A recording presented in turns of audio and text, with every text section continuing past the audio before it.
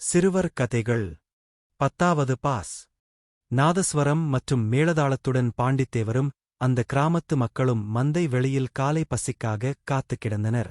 மதுரையிலிருந்து வரும் பஸ் அங்குதான் வந்து நிற்கும். அதில்தான் 10வது பாஸ் ஆன பாண்டித்தேவரின் மகன் ரகு வருவான்.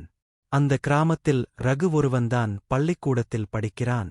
அவன் படித்து அந்த கிராமத்தை முன்னுக்குக் கொண்டு வருவான் என்று எல்லோருமே நம்பினர்.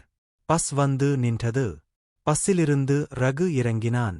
அடுத்த வினாடி நாதஸ்வரமும் மேளதாளமும் முழங்கியது.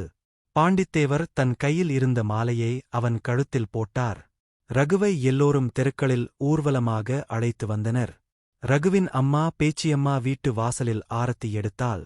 தான் பரீட்சையில் தேரவில்லை என்பதை எப்படிச் சொல்வது? பாஸ் பண்ணிட்டியாப்பா என்றாள் அம்மா. ஆமாம்மா, பாஸ் ஆயிட்டேன், ஒரே ஒரு பொய்தானே என்று சமாதானப்படுத்திக் கொண்டான். ஆனால் அடுத்தடுத்து ஊரில் கேட்கும் எல்லோருக்கும் அதே பொய்யை திருப்பித் திருப்பிச் சொல்ல வேண்டியிருந்தது.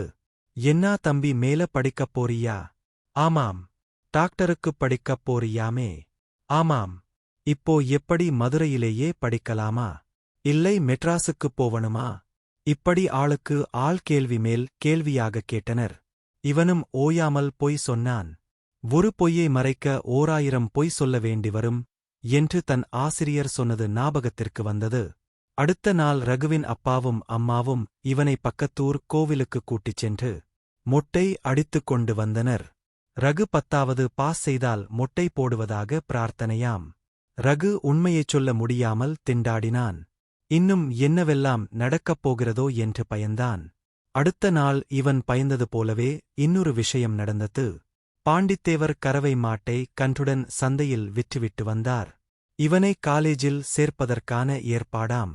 பாண்டித்தேவர் வசதியானவர் என்று சொல் முடியாது. இவனை காலேஜில் படிக்க வைக்கக்கூட நிலத்தை விற்றுத்தான் செலவு செய்ய திட்டமிட்டிருந்தார். ரகுவின் அம்மா ஒரு பக்கம் தன் மகன் காலேஜில் படிக்கப் போவது பற்றி ஊர்ப்பெண்களிடம் எல்லாம் முறை வைத்துப் பேசினாள். இனிமேலும்தான் உண்மையை மூடி மறைப்பது சரியல்ல என்று உணர்ந்துவிட்டான் ரகு. அன்று இரவு தன் அப்பா அம்மா இருவரையும் அழைத்தான்.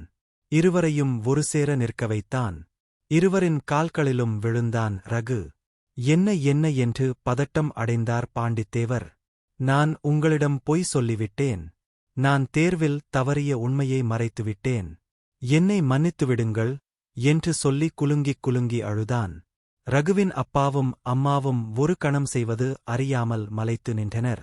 பின்னர் பாண்டித்தேவர் அவனை தூக்கி மார்புடன் தழுவிக்கொண்டார்.